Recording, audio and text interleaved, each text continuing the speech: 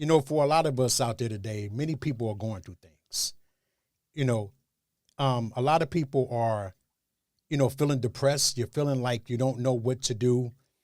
And I want to let you know that it's a natural thing. Everybody goes through this. And there's going to be times in your life that you go through these challenges that start to appear, throughout the course of your life.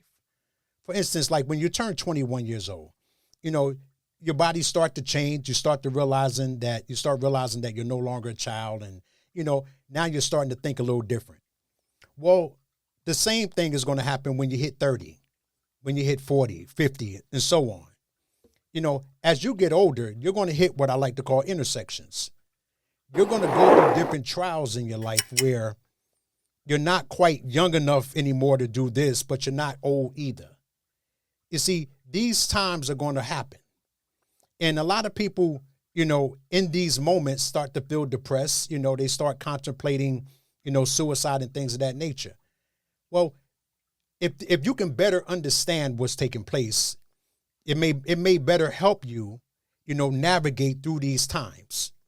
So if you are in a place in your life where you don't know what to do next, well, this is what you do.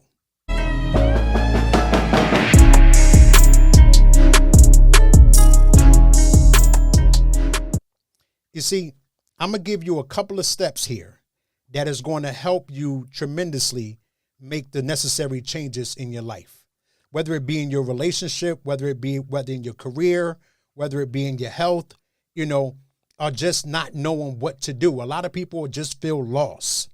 Well, here's what to do next when you don't know what to do. The first thing you have to do, and this is the most important thing, is you have to change how you eat. You see, and not for just the reasons you may think, okay? When you change your diet, a lot of things start to happen. You see, for me, I gave up eating meat. I stopped eating meat. It's been about 18 years now. And when I first set out to stop eating meat, I did it just to see if I could. I did it to challenge myself. I did it to see, how long could I go? And here we are 18 years later.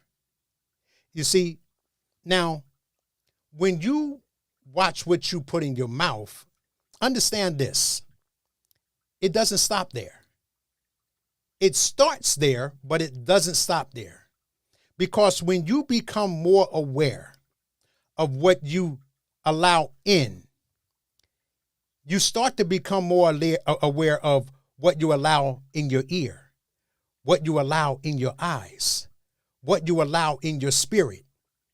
You see, when you become disciplined over what you consume, it works in its totality in many different other areas. You understand? You start to pay more attention to the things you watch on social media. You start to pay more attention to the music you listen to. You begin to pay more attention to the movies you watch. It's an extremely powerful thing by doing this one thing. When you change how you eat, it changes so many different other areas in your life because you start to feel the effects. You start to feel better. You start to think clearer, and then you start to crave more of that. So now you begin to watch what you drink, watch what you smoke. It starts to trickle down all around you, and soon you will become so sharp and so in love with the new feeling that you want to do it more over here and you want to do it more over there. You see, by watching what you eat, that is just the beginning. You understand? Because it will spread out into so many other different areas in your life. And that's the starting point. Now, the second thing you want to do when you don't know what to do is you want to start to work out. You want to start going to the gym. When you are at a place in your life where you don't know what to do next, when you don't know, what career to go to or what to major in college or what do you want to do later on in life, when you're unclear of all that, take care of yourself. You want to start going to the gym. You want to start working out. If you can afford a trainer, get a trainer. Okay. For those who can't even afford to go to the gym, start to walk. Just start walking. I'm telling you, when you walking is the only time that you use both sides of your brain simultaneously. When you walk, you use the left side and you use the right side simultaneously. One is dealing with creativity, and the other side is dealing with more logic. But those things begin to work together. So when you start to go for walks, you might just start with going around the block. Just start walking around the block. And then the next thing you know, you can get it up to a mile. And then you can get up to 2 miles and 3 miles. Most of us today, we have a cell phone. We have a way of tracking our progression. All right. We have our smartwatch.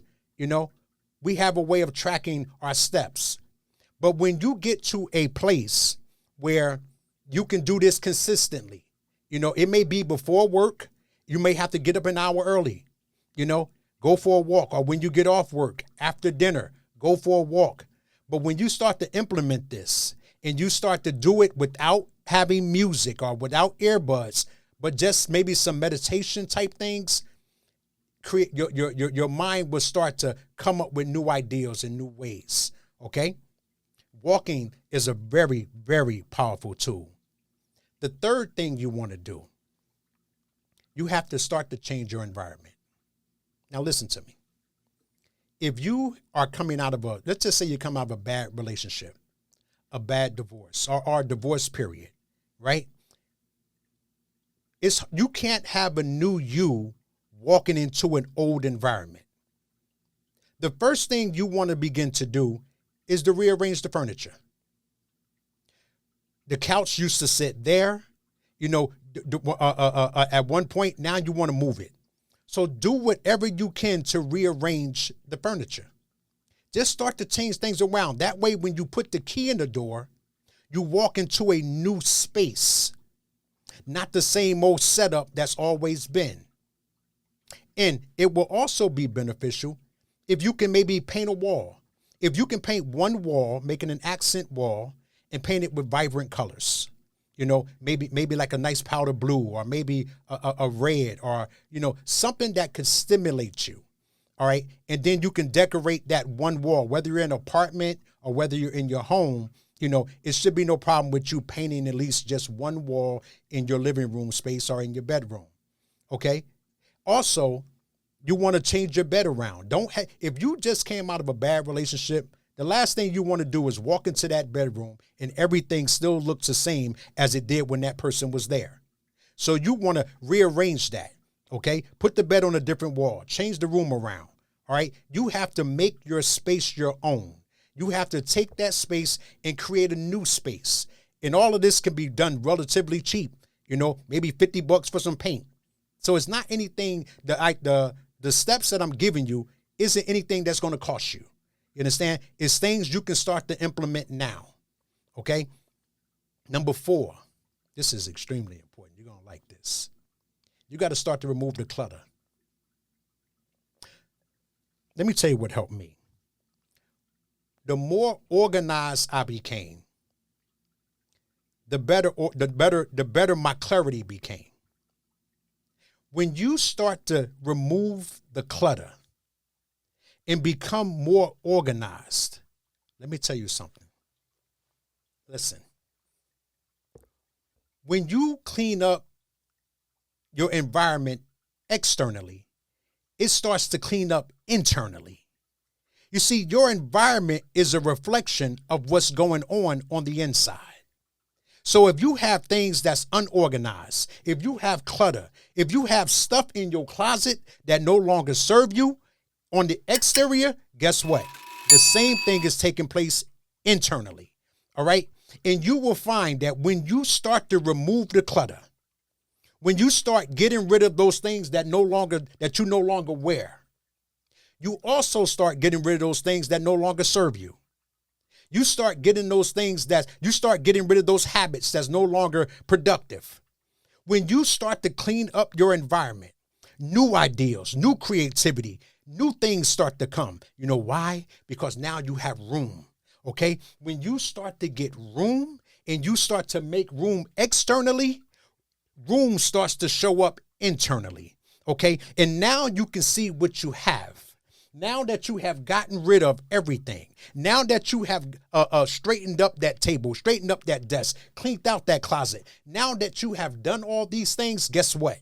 Inside, the same thing is happening, okay? And now, along with the eating, the working out, the walking, in the new environment, guess what? New ideas start to come. New clarity start to come. You start to remember opportunities that you may have forgotten or that was lost underneath the clutter. You understand? I know these things sound simple, and I know they sound like, oh man, how is that going to change my life? What is that going to do? You know what? It sounds simple, okay? But you try it. You go out there and you do it. Right now, we're coming into the wintertime. Okay, the weather's nasty outside. It's getting cold. You ain't got nothing to do in the house but take care of things. All right. Now it should be your mission that this weekend you are going to start to clear out the clutter. And when I mean the clutter, I mean organized. I mean getting rid of, if you haven't worn it in the last year or two, time to get rid of it. Make room for the new. You see, the scripture said you can't put new wine into old vessels. And this is why. You understand? Because there's no space. There's no room for anything new. So when you don't know what to do, you start to take care of the things that you can take care of. All right. You start to organize the things and get things in order that you can. Clean out the refrigerator.